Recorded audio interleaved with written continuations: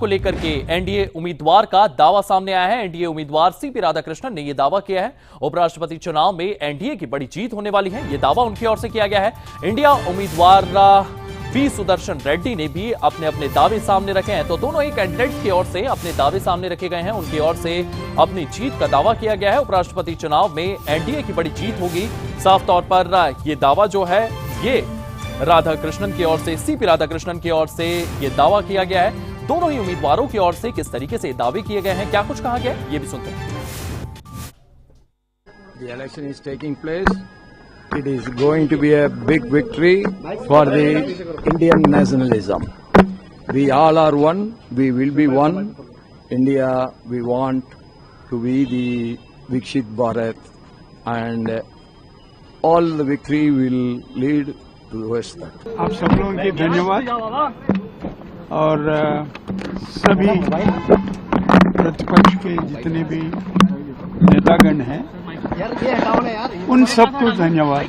Sir कितने आश्वस्त हैं आप जीत को लेकर? पूरा सर माइक थोड़ा पीछे कर लो। तो यार क्या पूरा हम तो इलेक्शन जीतने वाले हैं। और विनय हमारे साथ लगातार बने हुए हैं। विनय, दोनों ही उम्मीदवारों की ओर से अपने अपने दावे सामने रखे जा रहे हैं, चाहे राधाकृष्णन के दावे की हम बात कर लें या फिर हम इंडिया गठबंधन के उम्मीदवार सुदर्शन रेड्डी के दावे की बात करें। दोनों ही उम्मीदवार अपनी जीत के दावे करते हुए नजर आ रहे हैं। देखिए, चुनाव कोई भी हो, किसी भी स्तर का हो, उम्मीदवार हमेशा अपनी जीत के दावे ही करता हुआ नजर आएगा। और वही इन उपराष्ट्रपति पद के उम्मीदवारों की तरफ से भी कहा जा रहा है, चाहे वो एनडीए के उम्मीदवार हो चाहे इंडिया गठबंधन के उम्मीदवार हो। परिणाम से पहले हर कोई उम्मीदवार अपने आप को जीत का प्रबल दावेदार और जीता हुआ उम्मीदवार बताता आया है, और यही यहाँ पे भी देखने को मिल रहा है। लेकिन कौन जीतेगा ये परिणाम के बाद पता चलेगा। लेकिन एनडीए यहाँ पे ज्यादा आश्वस्त दिख रही है, क्योंकि एनडीए के पास आंकड़े हैं। जश्न की तैयारी एनडीए की तरफ से कर ली गई है। प्रहलाद जोशी के आवास पर डिनर का कार्यक्रम सभी एनडीए के सांसदों के लिए रखा गया है, और इसीलिए एनडीए यहाँ पे आश्वस्त दिखाई दे रही है और तमाम तरह की तैयारी कर रही है। वोट से पहले भी पिछले कुछ दिनों की अगर हम बात करें तो लगातार एनडीए के सांसदों की तरफ से यह कहा जा रहा था कि उनके उम्मीदवार की जीत तय है। सीपी राधाकृष्णन देश के अगले उपराष्ट्रपति होंगे, ये सांसदों की तरफ से, एनडीए के सांसदों की तरफ से पहले ही कहा गया था। लेकिन अब जिस तरह से तैयारी कर ली गई है, आश्वस्त यहां पे और ज्यादा नजर आ रहे हैं, बशर्ते कुछ राजनीतिक पार्टियों की तरफ से इस मतदान का बायकॉट किया हो, यानी कि वो किसी के पक्ष में वोट नहीं डाल रहे हो। लेकिन उसके बावजूद भी यहां पे जो परिणाम है फिलहाल एनडीए के पक्ष में ही जाते हुए दिखाई दे रहे हैं। जी विनय, अगर यहां पर बात करें दोनों ही उम्मीदवारों के बैकग्राउंड की, तो सीपी राधाकृष्णन जो है वो काफी मजबूत उम्मीदवार भी माने जा रहे हैं। लगातार तमाम गठबंधनों के बीच में, तमाम दलों के बीच में उनकी अच्छी पेट मानी जाती है।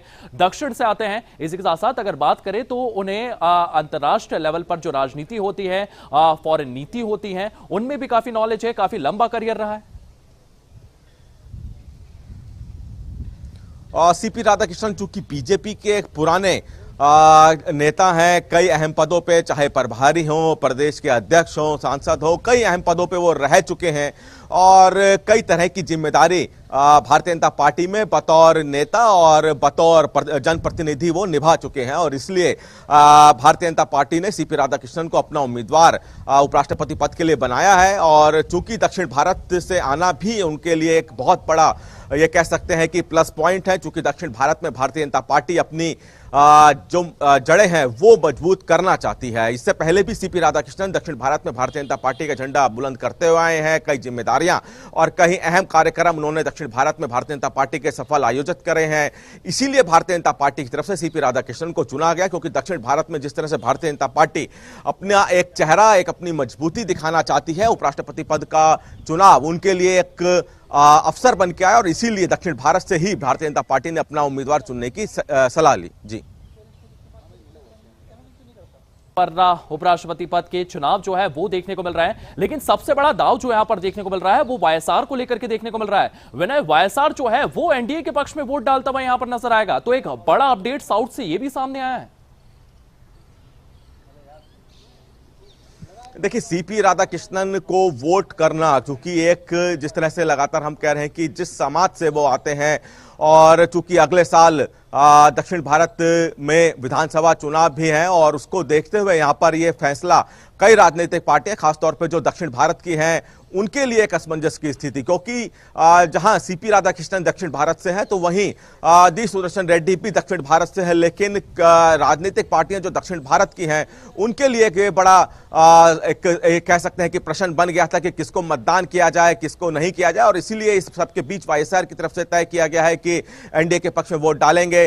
तो कहीं ना कहीं इसी असमंजस और इसी जो परिणाम आने वाले हैं, जिसका हम लगातार जिक्र कर रहे हैं कि परिणाम जब आएंगे, जब वोटों की गिनती होगी, तब बहुत चौंकाने वाले आंकड़े आ सकते हैं। बशर्ते एनडीए के उम्मीदवार के पक्ष में परिणाम जाता दिख रहा है, लेकिन एनडीए ये चाहता है कि जो उनके सांसद हैं, जो उनके सांसदों की संख्या है लोकसभा और राज्यसभा की, उनके पास उससे ज्यादा वोट आए, वही यहां पे एनडीए की तरफ से कोशिश की गई है। और परिणाम जब आएंगे तब ये देखना होगा कि कौन कितने ज्यादा वोट और कितने ज्यादा दूसरी पार्टी के वोट लाने में सफल होता है। जी विनय, आप हमारे साथ बने रहिए।